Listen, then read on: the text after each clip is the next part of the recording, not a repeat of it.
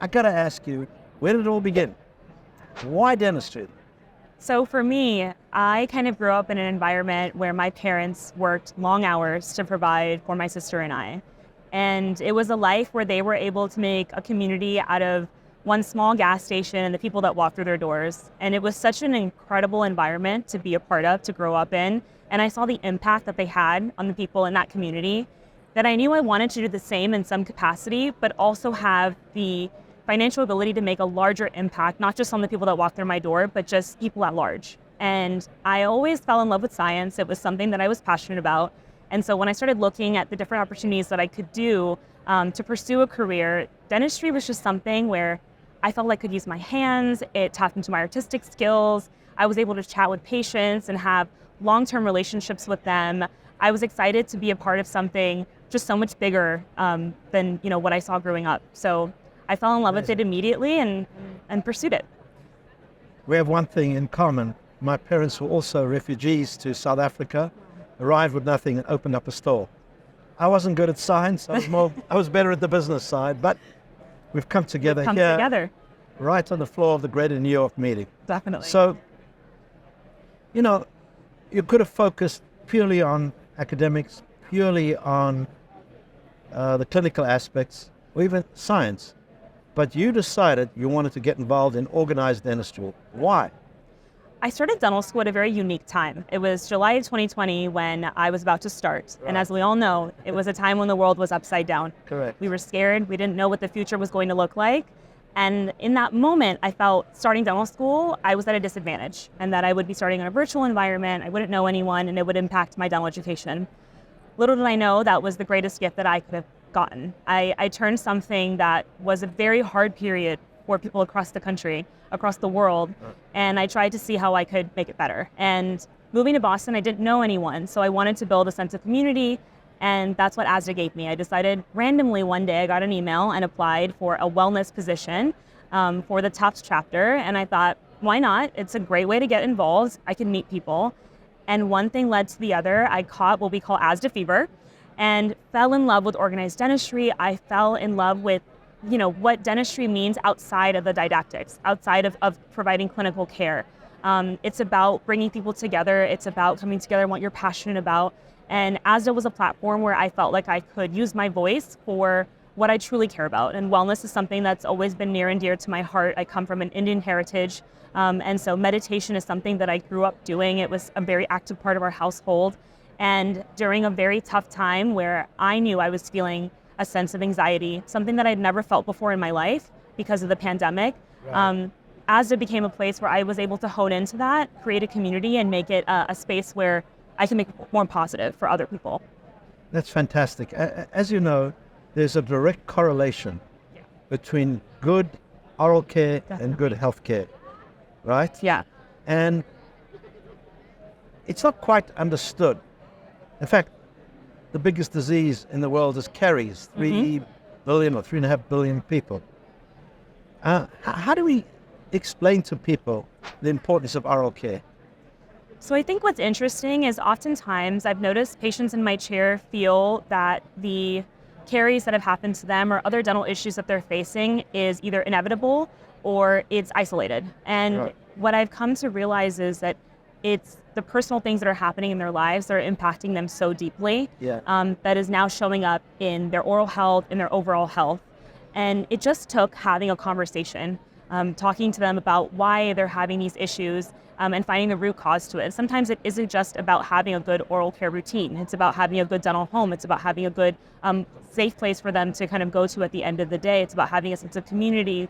And those conversations I realized made the biggest impact on when I was seeing their progression in my chair. We identify cardiac issues, we identify cancer, we identify diabetes. But two areas that are just not 100% on everybody's screen is the importance of oral care and the importance of wellness, mental wellness.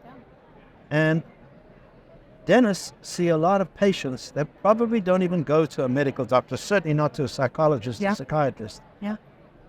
Bringing together of wellness, prevention, mental health, and dentistry is most unique.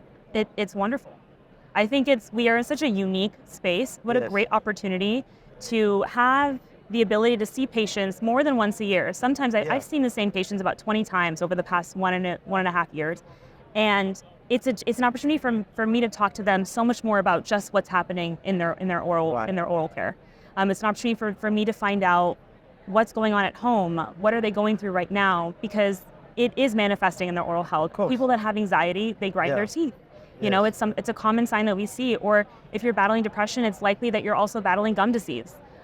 It's conversations like that where we're able to mitigate their oral issues and then also push them towards providing them, you know, some resources so that they can alleviate any stress that's on their mental health. I'm so pleased you're interested in this. You know, 10 years ago or so, people with disabilities, they couldn't even go to a dental school because dental schools were not even trained to help patients that had disabilities of one form. And 10% of Americans have some, perhaps even 12%, have some form of disability. Right. Dental schools are now teaching young dental students in general, to identify with patients that have a disability and, in fact, find ways to treat those patients.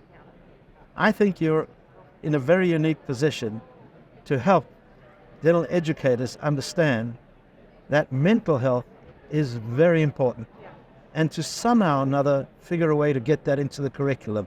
Do you find other ASDA students are interested in this?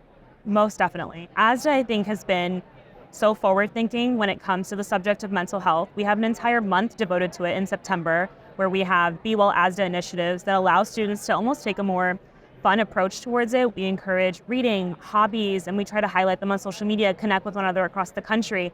And it's just such an exciting month to have this discussion. And just that 1 month alone, I've noticed, has made not a year-long impact, but a forever-long impact on dental students. It's something that we're excited to talk about. This new generation is so aware of the effects of mental health and how it really can not just affect our patients, but our providers as well. They're, you know, going through a lot of stress as a dental student. It's a very demanding time in my life.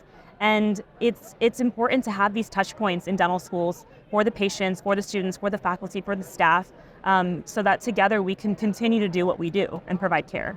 But it's important not only for the patients, but also for the practitioners, right? Definitely. So that's fantastic. Any thoughts about where dentistry is going or where it should go? I think we need to continue to remind providers that the time that we have with our patients in our chairs is valuable and to use it to engage with them and to converse with them. I remember starting dental school and being very anxious with my first patient in the chair and just trying to do the checklist of what I needed to do to provide their care. And then it was with time when I realized that there are so many more important things I need to be discussing while they're with me.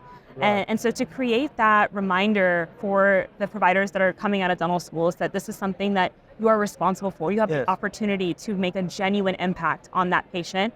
And then just overall to find ways to provide care. It's amazing to see that Henry Schein is here to engage and talk about important things like this, because if we don't talk about it, we won't see a movement. Right, it's very, very important. What would you say to young dentists? How would you encourage them to get involved with total care? I would say find what you're passionate about. It may not be in the way that I have found my passion in organized dentistry. It may be through other channels like academia, through research, through clinical care.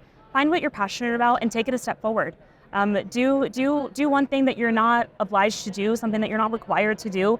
Make a true impact and be excited about it, because you're going to create a chain effect. You know, my excitement is being stemmed from you right now. And I can't wait to take that back to Tufts, to take that back to ASDA, and to keep the momentum going. Right, because each one of us has an impact on somebody else and ignites someone else. Definitely. And if we could ignite young dentists to get more involved in wellness prevention, which includes mental health, I think we'll be better off as a society. Of course.